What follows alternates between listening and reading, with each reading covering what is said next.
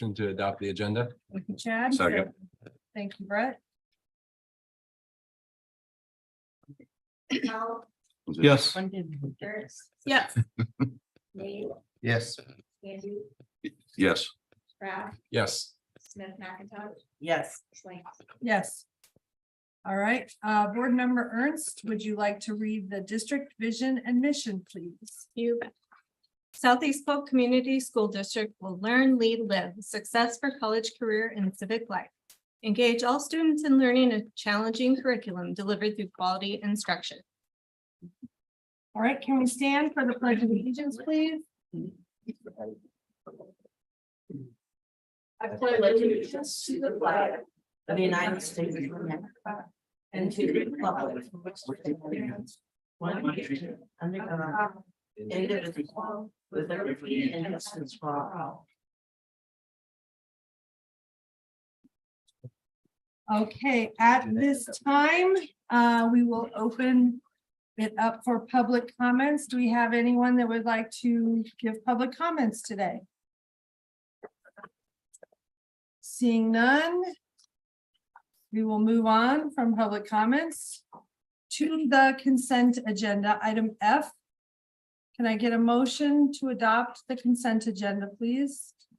Motion to approve the consent agenda. Thank you. Whitney, thank you for the second. Any discussion or comments? Go ahead. Ernst, Yes. Nate, Yes. Andy, Yes. Brad, Yes. Smith, McIntosh, Yes. Slings, Yes. Powell. Yes. Okay, moving on to section 2, old and new business. We need confirmation of the next meeting. Can I get a motion? Motion to approve October 5th and October 19th is our next regular scheduled meeting. Thank you. Second. Thank you, Bridget. Any discussion or comments? All right, Margie? Nate, Yes. Andy, Yes. Brad, Yes. Smith, McIntosh, Yes. Slings, Yes. Powell, Yes. Ernst. Yes. Okay, item B, modified allowable growth, LEP, limited English proficiency. Can I get a motion, please? And the recommendation is on there with the amount. Move to approve the request for increased modified allowable growth for submission to the school budget review committee, SBRC, in the amount of $419,917 for LEP instruction costs exceeding in excess of funding for the 2022-2023 school year. Second. Thank you, Tom. Any discussion or comments? All right, Andy, Yes. Brad, Yes. Smith, McIntosh, yes. Slings, Yes. Powell, Yes. Ernst, Yes. Nate, Yes. Moving on to section C, modified allowable growth, special education. Can I get a motion, please?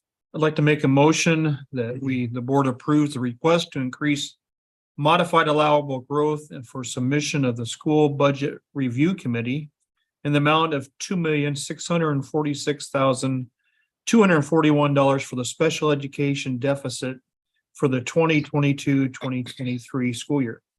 Thank you. Second. Thank you for the second. Any comments, questions? Discussion. All right, Margie? Brad, Yes. Smith, McIntosh, Yes. Slings, Yes. Powell, Yes. Ernst, Yes. Nate, Yes. Andy. Yes.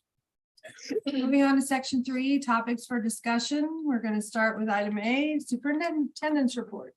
Thank you. Good evening. Some good news and highlights from the last month. Last week, we know was homecoming week. It was a great week, lots of fun activities. Perfect night for the parade, topped off with a win and a fun dance, right, Mr. Pettit? Always fun.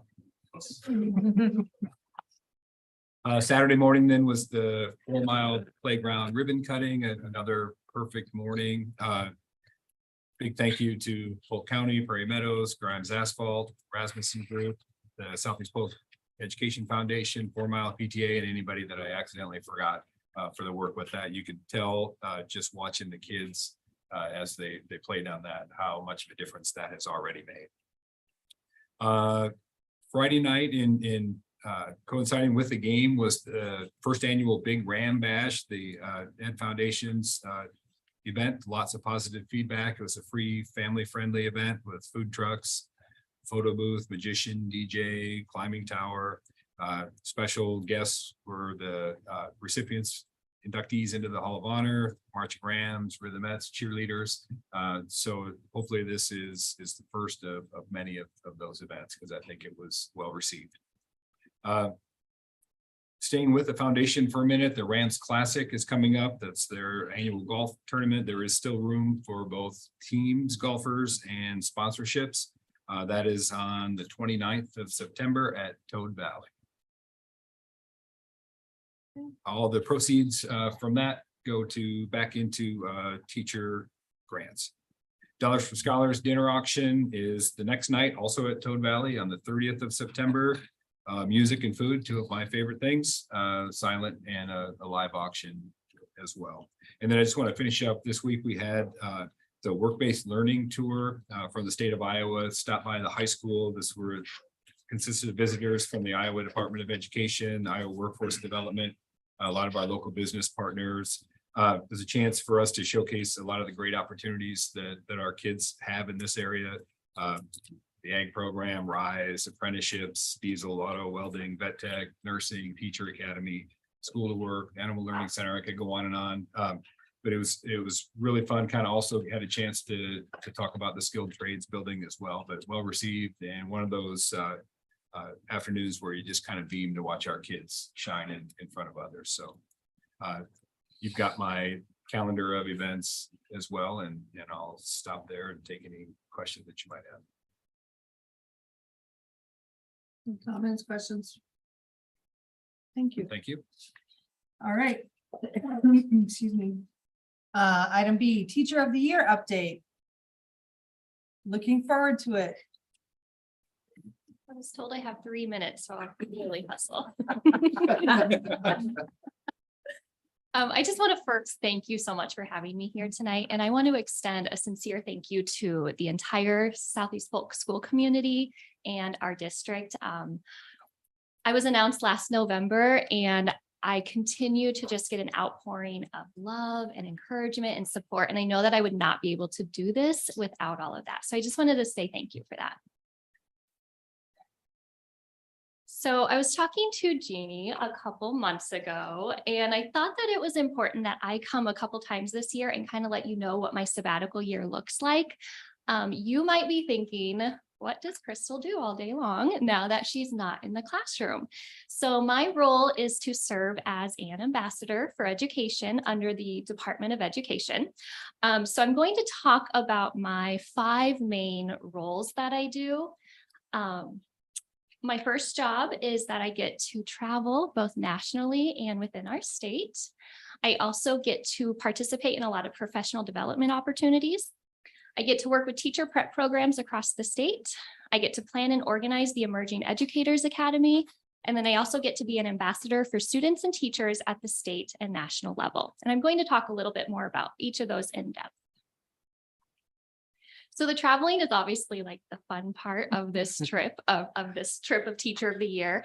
I've gone on 3 main trips so far. When I go on these bigger trips, I go as part of the National Teacher of the Year program hosted by CCSSO. And so I actually get to go with the other state teachers of the year. So we have this beautiful cohort that we've created, and we get to go on these trips together. Our first trip was to Santa Clara, California. Washington, D.C. was our second trip. And then this summer I was able to go to Space Camp, every kid's dream, in Alabama. I do have 2 more big trips coming up. The next one is in Princeton, New Jersey in November. And then we get to have our final trip be the national championship football game. And that is a +1 event. So my husband is very excited about that. A second key job that I have during this year is I get to participate in a lot of professional development. I've received a lot of training in advocacy at both the state and national level. I get to participate in a monthly speaker series where I am growing my own skills and learning from professional teachers and administrators and other professionals. I get to attend a lot of conferences. Sometimes I'm being asked to present at those conferences, and then other times I just get to be an observer and grow my own skills. I'm continuing to make connections and build relationships as I travel across the state and country. And then I am officially a college student again. I'm going back to school. I received my master's degree about 10 years ago, and I've always continued to take classes, but I'm officially a college student again. And I am going back to school to get my teacher leadership graduate certificate. And I know that this is going to continue to help me be a great leader for my students and colleagues here at Southeast Polk. A third key job that I get to do is I get to work with teacher prep programs at both the state level, collegiate level, and the high school level. And this is my favorite part of my sabbatical year, just investing in those new teachers. I was actually just at Southeast Polk and I presented to the Teacher Academy students yesterday, so that was really fun. But when I am asked to come to these teacher prep programs, I am usually the keynote speaker. So I get to share my message of choosing grace and what that looks like in our classroom. And I think a lot of you heard that message at our back to school assembly. I'm also often asked to lead breakout sessions focused on best practices. And, I just get to be their cheerleader. I get to be the person that says, you matter. Your work matters and you can do this. And I've always invested a lot of time and energy into hosting student teachers and practicum teachers. And so I'm just happy for the opportunity to be able to invest even more intentional time and energy into our new teachers. I'm also in charge of planning the Emerging Educators Academy. And this is an academy that was created about 9 years ago by a group of state teachers of the year in Iowa. And we host a conference every January. And it's geared toward Iowa's pre-service teachers and early career teachers. So teachers who are in their student teaching placements or in their first, second, or third years of teaching. And then I think what sets this conference apart from others is that we also invite their mentors to come with them. It's critical that our new teachers feel supported. And so we invite their mentors to come as just another way of saying, hey, you can do this. Let's go learn together. And so I'm currently in the process of making the registration for that and sending out save the dates across the state. So Dr. Halupnik, you can look for an invite soon and pass it on. And then finally, just my overall role is I just get to be an ambassador for education. I get to share all of the positive things that I see happening across our state through visiting different school districts. And then I also get to serve on the teacher advisory committee at the state level. And that is a group of previous state teachers of the year and other award-winning teachers in Iowa. And we serve as an advisory board at the state level. So in a very quick nutshell, that is what I'm doing all day long. Every day is a little bit different, but that's how teaching is. So I'm thankful for the opportunity. And are there any questions? Are you missing the students yet? I am. Yes, I am. I was going to go to Mitchellville Elementary on Monday and help with the Rams store so that I could get like my kid fix in.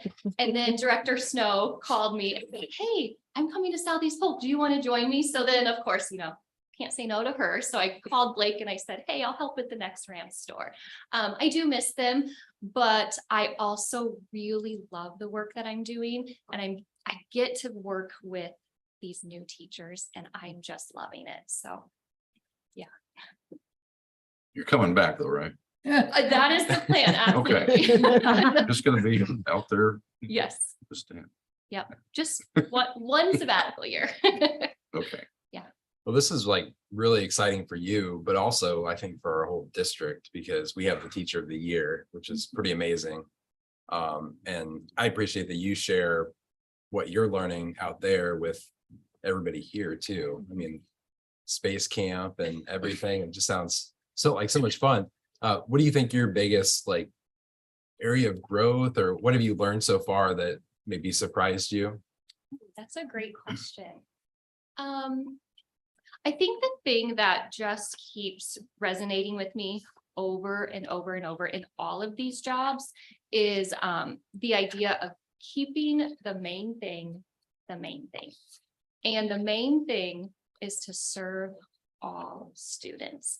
So no matter what job or role I'm kind of playing for that day, that's always in the back of my head. Like, how are we serving all students, and in what capacity is that happening in? So that's just kind of like the overarching theme. And I figured that out during our Washington, DC trip when we were advocating. And, you know, sometimes the world of education can get bogged down with a lot of outside noise. And what kept coming up over and over is keep the main thing, serving all kids. So that's kind of my mantra this year. Awesome. Thank you. I guess I'll just ask a quick one. So as you're getting out there to other districts and other states, like, how many states have you gone to where you actually got into classrooms? Any? Not outside of the Just state. in so you, classrooms. okay. Yeah. Well, I guess the question is like, so are we doing okay here? Yes, I have to say, every time I think about like what I'm seeing other teachers doing or thinking about, or other school districts, I'm constantly in the back of my mind saying, I'm so proud to be part of Southeast Polk. And I'm so incredibly proud that my own children get to be students at Southeast Polk. On Monday, when Director Snow invited me to sit and just kind of be an observer during the apprenticeships that Dr. Holupnik was talking about, I think my mouth was like open the whole time. Like, I was just like in awe of what is happening at our high schools. And I come from an elementary background, you know, so it was really neat to see all of the great things that are happening at Southeast Polk. So we are doing things the right way. Good, thank you. Absolutely. Well, I don't have a question, but I just have to say that we're all incredibly proud of you. Thank you. Thank you so much. I appreciate that. Thank you very much.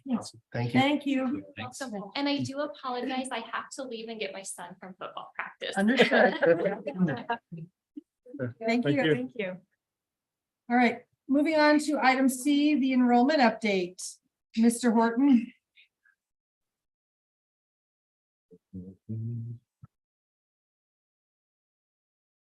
Thank whoever put the agenda together to put me right after Teacher of the Year.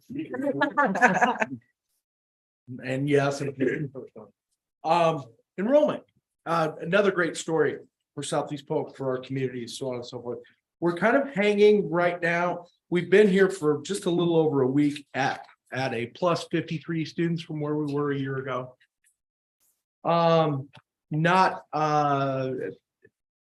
I would say we haven't had a lot of classrooms currently that are at capacity. At least not any more than what we had a week ago.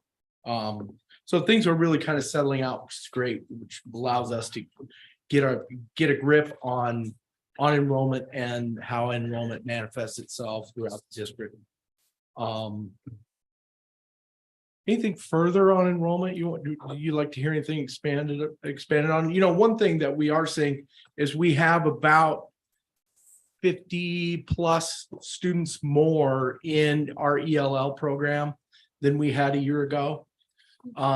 Just a large influx of students who are fundamentally learning the language. So that part of it has been a challenge, and that'll continue to be a challenge for us. Even as we grow, I think it's just a natural outcropping of what happens when your communities grow, when they get bigger. We just get all different kinds of students and people coming from all over the place here, and it's a great thing to see, for sure. But you know, it presents challenges for us in terms of staffing and finding ELL teachers that are maybe even finding enough of them to do what we need to do to help kids to, you know, get the most basic part of their educational needs met. And that would be just learning the language part. Do we have enough staffing? Yeah, currently, I would say yes, but We're still taking we're having kids take what's called the ELPA 21, which is an indicator or can serve as an indicator for kids who might need more help on the language end of things. And after all the dust settles on ELPA 21 and the data comes back, we're already really having preliminary conversations about, okay, what would we do if we need another teacher or another half a teacher or whatever. So yeah, I may be coming here and then maybe in October and having a conversation with everybody about moving forward with another ELL teacher. But as of right now, we're good to go. Joe, are you seeing that those students that demands for ELL services is increased across the district or more concentrated in certain schools? No, I Certain would say it's probably across the district. It's just kind of everywhere. Okay. We have new students in truly in all of our buildings and in particular, I think and Joel, I'm sorry, Dr. Latham could probably comment further on this, but seems like we have an influx of more kindergarten students in that particular situation than maybe we've had in the past. Is that accurate? That is Okay. accurate. We had 82 newly identified students this year and 45 of them. Over half. I'm a big fan of your shirts here. I think I've kept every one of them that I've ever gotten. I stole them from I Dr. have a free Miller. read. So I you actually can have a thank free him. reminder, but I just want to say thank you, number one, for doing this. Number two, I never thought I'd see a blue box under the name of Runnels. I see one tonight. And also their second grades pushing it. So some of our, our two smaller schools are starting to represent, which is just means our whole community is growing, obviously. So It's a Yeah. good feeling to be in a place that's moving forward that way. Yeah. For sure. Yeah.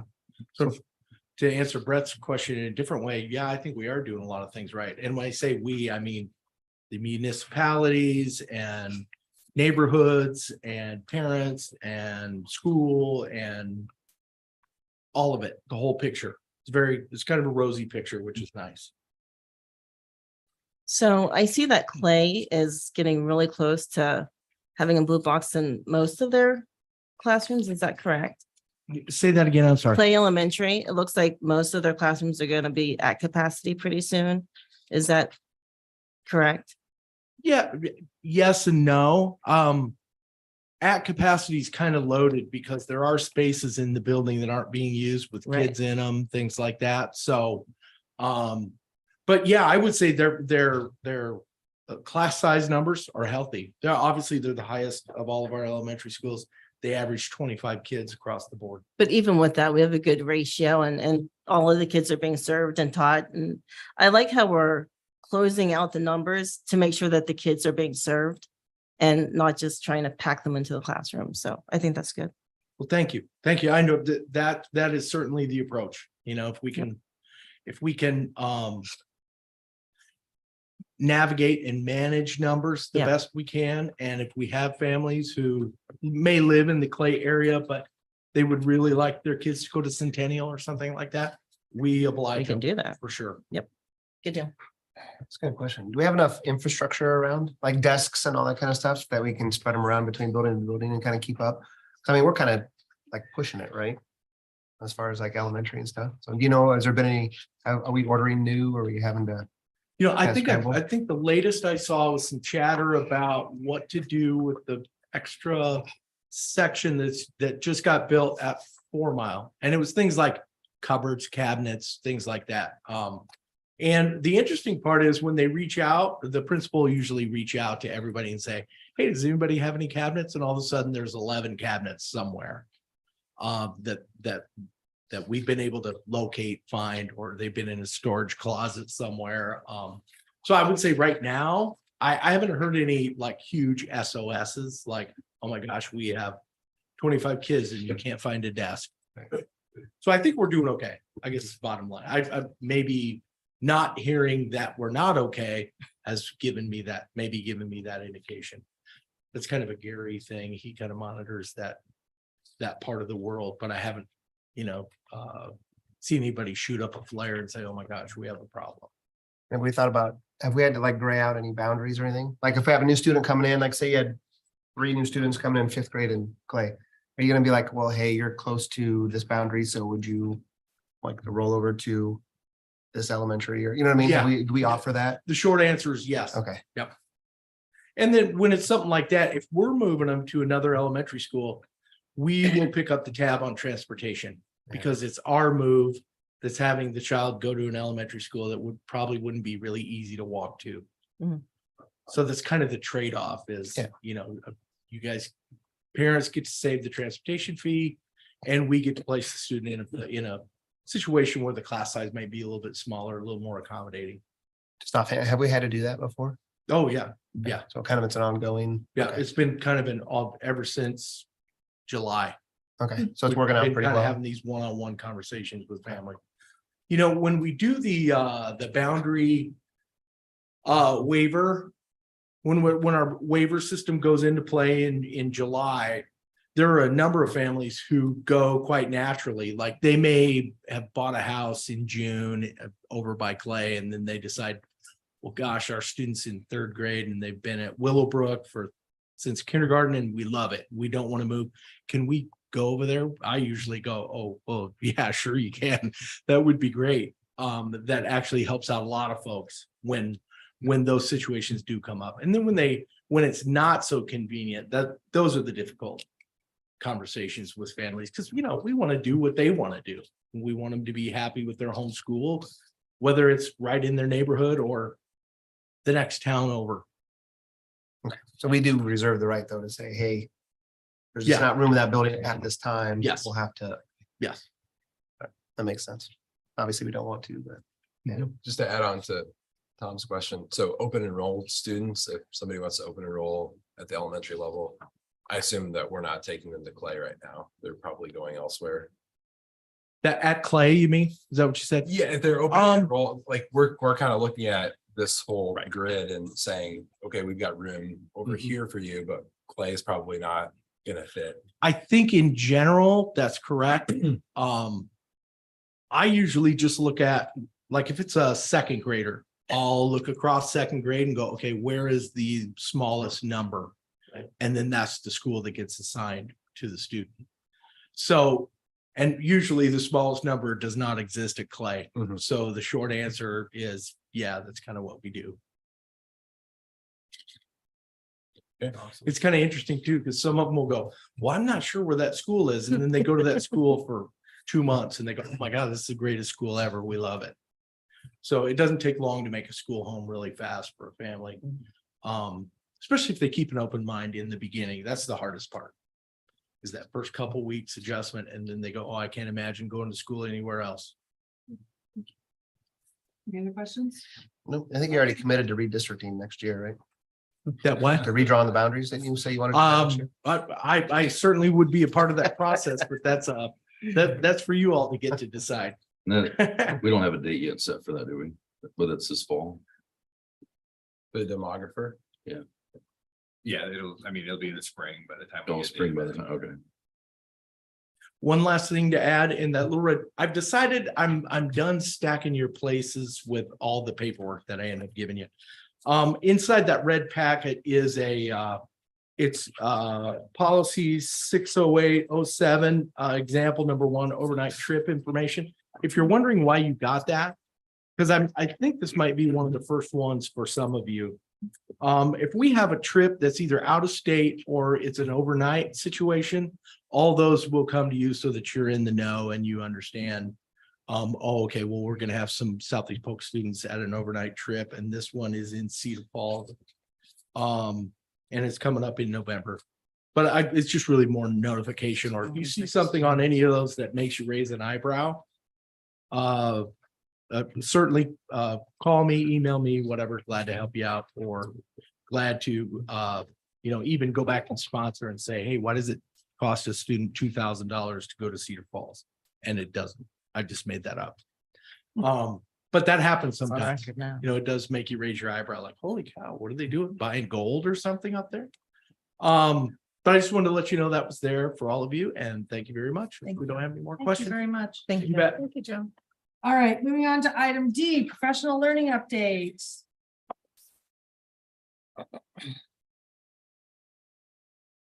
Hello, good evening, board. It's hard to believe we're nearing the end of the month of September.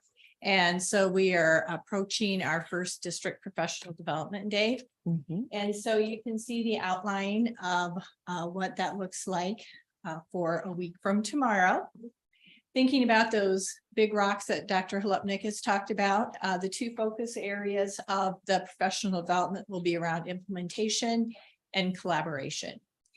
So we do have new math materials at the elementary level. And so we have scheduled several professional development opportunities so that we can learn more about the implementation of those. You can only learn so much upfront. And a lot of the learning comes from using the materials and then coming back and talking and trying to work through that. So all grade levels have given the first diagnostic math assessment, and they will bring that to their session on Friday. And then the trainers will go through how to take a look at that data and match instruction based on the results. So each of the grade levels will go to a building with a trainer from iReady, and they will continue to learn more about the materials. At the secondary level, we're going to focus our learning around our learning management system, or Canvas. So every year we get new teachers in, and we have new opportunities to align our grading practices and our instructional practices, and looking at how we can maximize those management systems to help support that work. And so what's really fortunate about the afternoon with secondary is that we're going to have several sessions, and they will be led by Southeast Polk teachers. So some of the teachers who have dug a little deeper with Canvas are going to be leading some sessions. So new teachers, or teachers who might be new to Canvas, they'll be learning from their peers that afternoon and continuing to expand in that work and collaborate around those ideas. So the way the day is set up is that the buildings will have half a day to work on their building professional development related to their school improvement program, or school improvement plans, excuse me, and the other half of the day will be engaged in the district PD. So we're gonna have a good full day of learning, and we are looking forward to it. Good. Cool. Any questions? Thank you. Right, thank you. All right, moving on to item E, the construction projects update.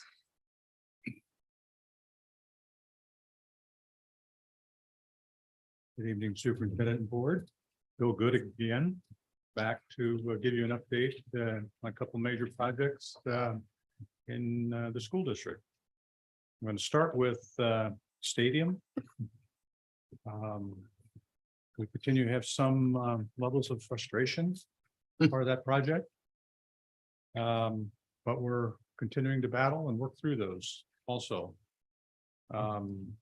Last time we met with the general contractor was yesterday for an update. And very specifically, as I think you've been privy to the punch list for the stadium, and in the last 2 weeks, actually, the progress has been pretty good. The architectural punch list is about 90% complete, and the mechanical, electrical, and plumbing is about 60% complete. We've been expecting, or should have by now, some closeout documents, which includes warranties and equipment manuals and that type of thing. We've asked for those, and we understand they're working on it, and that will be part of the closeout that we hope to be encountering very soon. The punch list and the site observations, which was really two different things, but both very important to the project. We were told yesterday would be completed by September 30th.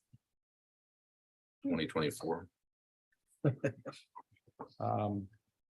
They have struggled at times with the punch list as far as some parts that they had to order. They couldn't get them right away.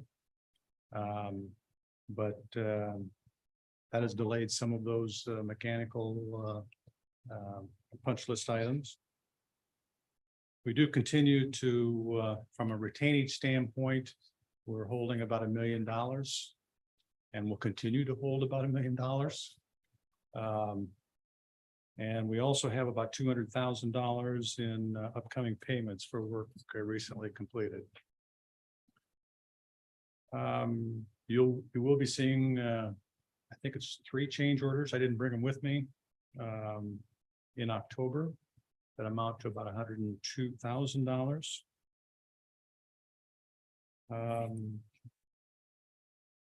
As of even about an hour ago, we were discussing cross-country course readiness.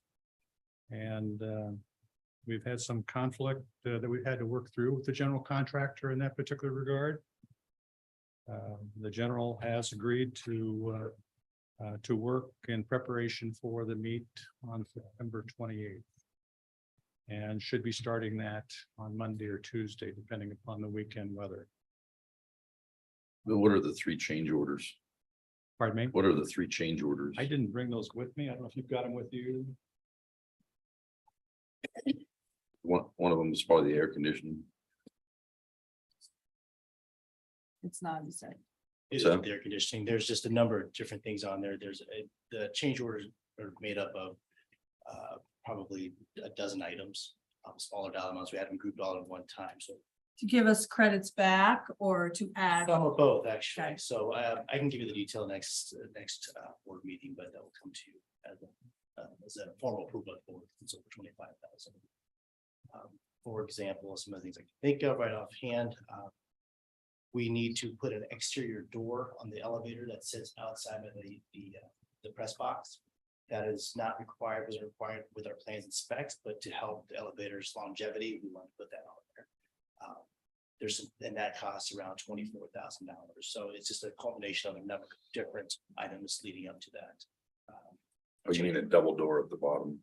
Or What's that? were you talking about another door? It'd be up top to protect those. So kind of an exterior door, a door Oh, that gotcha. leads to the elevator door itself, but protects the elevator during rain and winter seasons. Gotcha. So I'll bring that more and more detail to you for the next meeting with change. While you're up here, how are we doing on the contingency? On what, I'm sorry? The contingency? I want to say we're about $500,000 into that $1 million contingency. So there's some room left. Mr. Good had mentioned this change order. And we have some other outstanding items that are kind of city driven as well. As part of, I believe it's part of the change order that we're referring to. There's something called a DAS or DAS system within the north building needs to happen. And that was brought on by our emergency service systems needing to have radio coverage throughout that building. So that wasn't part of our initial costing of it. So that's something to be required by the city. Another one of those items that are more costly was egress lighting from the buildings out to our streets. Nothing is part of what we thought was city code at the time, but something the city inspector wanted, needed us to do. So those items, again, adding up gets to $102,000 as we scale. So we're well within our contingency at this point. We were within the contingency. We don't have to use all the contingency, but yeah, Right. We are within the initial 5% contingency, yes. Awesome. Thank you. And you'll sit on that $1 million Retainage, until the punch list is complete. absolutely, Okay. Yep. Just gonna clearly say that. yes. Okay, As far as these contingencies though, so the reason I ask is because I know with the track, we were in that contingency and miraculously they came under the $25,000 thing where it didn't have to come to the board, which I've already expressed my feelings on that. Is there anything that's going to be on that list that's going to be a shock to the board as far as like the track where when we sent in the bids were accepted by the contractors and now all of a sudden they're asking for more money? Is there anything in there that's going to be a shock in that line that we're gonna? I don't know. I have the list in front of me. Do you want me to go through it right now? I mean. Well, no, I'm just gonna forewarn you, because Yep. when that comes to our table, anything that's been bid before that they're asking for more money to finish a project. I think the board needs to tell them, no, this is going back to the general contractor. Because they skated through with that track where we spent an extra 25, I don't even know what it was because we didn't get to see it. Which disappoints me. So I want to make sure that it isn't one of these things that the general's saying to get this done, we need more money to get it done. Yep. They've put bids in, they've accepted the bids. The taxpayers, I don't care about contingency, how much money we have left. If it's something that was in a bid and they agreed to do it at that price and they're just trying to get more money out of us. Yeah, I'm on board with you. The Okay. 101,000 is the change order. I would say the majority of the cost of these things are city code compliance type issues. There are other things in which we wanted. For example, at our old stadium, underneath the scoreboard, we had ad panels for sponsors. We wanted to bring some sort of ad panels to the stadium there. And believe me, is there somebody that doesn't like the cost of things? It's me, right? So these ad panels we put in the bottom video, it's $9,000. So But these it's are a big revenue dollars. stream. Yeah, and Yes. again, I'm not trying to Yes, get you to, yes. I'm not trying to get you to say everything now, but I mean, if Yeah. we're asking for it, that's something different. But if Yep. it's something that they're saying, we Yeah. gotta have more money to finish this. There's definitely things in which we say we wanted. Okay. That's different than contract, definitely things from the city perspective that we needed. And things that we had in the original plans and specs that's not working. One thing primarily that I can point to is that around this Ram statue, we used to have these wood chips as far as landscaping and small plants. That didn't work, it washed out. So now we have the gray slate stones there. We plan to put additional more plantings, more thorough, more thick plantings to try to avoid people getting on the foundation and such. So that the dollar amounts are bigger than what I would think, but it is what it is as far as them going out to get quotes for these things. But yes, I hear what you're saying. Yeah, I just gotta say it, Yep. because I mean, it's just, I know you guys know, I'm not only excited, I just want this project done, but done right, Yeah. and I don't want the taxpayers to have to pay more than what we've done, contingency or not. And that's what I do get, because when you build something, you're like, hey, we need this. I get that. That's not an issue, and that's what the contingency is for, unplanned things that we didn't think about or whatever, so. Correct. And Just so you know, I'm not mad at anybody here, because we fought this battle so long, and I don't want them to pull stuff over. It's time we tell the general contractor, get the stuff done and move down the road. Yep, this is one of many projects that we agreed to do with the $92 million bond. So whatever's left over here will go to Yep. the projects are still remaining. So I'll let Mr. Gibb continue. Thank you. Thank you. Sorry that took so long. You're fine. You know, you're concerned and you should be. So those are good questions. I guess as far as anything else I would share, our next scheduled meeting, with the general contractor, is October 4th. To review where we're at with the change orders and the field observations. And we're still working on, and I know you'd mentioned the pushback. I know I see pushback on proposal requests, even those things that we're asking for. The initial price that comes in may be here, but we're saying that's too high. Let's get it down. We need to be down here. So there is pushback going on, and very much an interest in taxpayer dollars and the effective use of those. So that isn't something we talk about a lot, but it is happening. So any other questions about the stadium that I can ask? So you have a meeting in October 4th. This is your next meeting. Yes. And before then, they're supposed to have the punch list done September 30th. Is that There's- correct? We've been told that they're actively working on punch list items, and we expect those to be complete. Now, we're hoping that that's the case. They may prove us wrong. We hope they So- prove us right. What does the closeout process look like on a project like this? So let's say you show up on October 4th, the punch list is done, right? You're probably gonna do more walkthroughs. Is there it's like when you build a new house and you've got like a year to find issues, or is there a point where in October we're like punch list is done, everything looks okay, and we sign off and give them the $1 million and we're done? Like, how does that work? Essentially, that's what happens. Now, we've still got things under warranty for a year from the significant completion date. So in other words, if something goes wrong with a mechanical unit, the elevator, air handling unit or something, they still have to come back and take care of those things. Okay. So we're hoping that that substantial completion dates. We hope those are very limited cases, yes. So does RDK come back through then? They do another, like another final walkthrough? Like who gave us it was our 117-page document, right? Yeah, we'll, I mean, who comes back through and checks all that stuff? Because that was amazing. I asked another project manager, I said, what would be an average, like, pages of kind of things? And he said maybe 12 or 13 pages. I said, well, how the 117 stuff? So and they were kind of blown away, kind of, there's no way. And I'm like, oh no, I've got it. There's 117 pages worth of stuff they have to go through and fix. So that's why I'm kind of like shocked that they would even be saying it's gonna be done by September 30th, because it's like there was a lot of stuff in there. There's no But way. who comes back through and checks that? Is what I'm saying. I mean, Mhm. is RDK, I mean, who comes back through? RDG, RDG, sorry. yes, Yeah.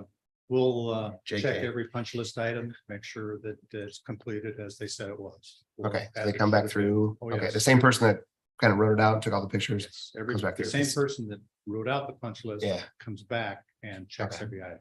Cause yeah, that was like, it blew my mind as far as how much stuff is on there. So for them to be saying, if you done this fall even, I'm shocked. We were thinking springtime. Are we gonna, so I know like the bricks out front, and because Chad had already asked the question I was gonna ask, but along with that, like, I know the bricks out front that we had, they already supposedly went back and fixed because they missed some edging. Like those are still really wavy, and then we have some concrete that's busted up and lips. I mean, which probably needs to get fixed immediately because we've already had some issues where people have tripped on it. And things like that. Is that considered still a punch list? Or is that warranty stuff? Or I guess, how does that get refixed? By what you're describing, that should be on the punch list item, or a field observation. Which the architect had identified and provided to the general contractor. So all those items should be covered. I don't know if any of it are not at this point. Yeah, And it they will just- all be addressed before will close out the project. Yeah, I just don't see September 30th being the deadline, because there's, every time you go out there, you see something new, and I don't know. I will say, I'll finish on a positive. It's a beautiful facility. People love it. I mean, the high school staff's done a great job, with what they've got for, the Friday nights. I mean, you look around and the atmosphere is just unbelievable. And so it is a great facility, and appreciate the work that everybody's done getting it here. It just, so. Yeah, I think that the principal and the AD both didn't realize how much time they were going to be spending on something. And believe me, I've seen your principal become a little irritated at times also. But, He's become a parking attendant. He definitely, and same way with Jason Campbell. They're out there for the interests of students in the school district, and that's who they're representing. And I appreciate their time so much, even though it's probably too much. So. Steve wears many hats. Anything else? I was going to move on. Yep. To the middle school. That would be perfect. Okay. The easy one. Well, in contrast, the middle school project is humming along. The outstanding organization and communication that's going on is fantastic. Project is just going great.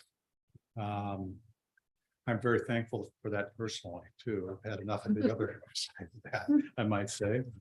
A few things as far as an update. There's really only one supply chain issue that's outstanding right now, and that's one I believe that we shared with you before, and that was air handling units that are still on back order.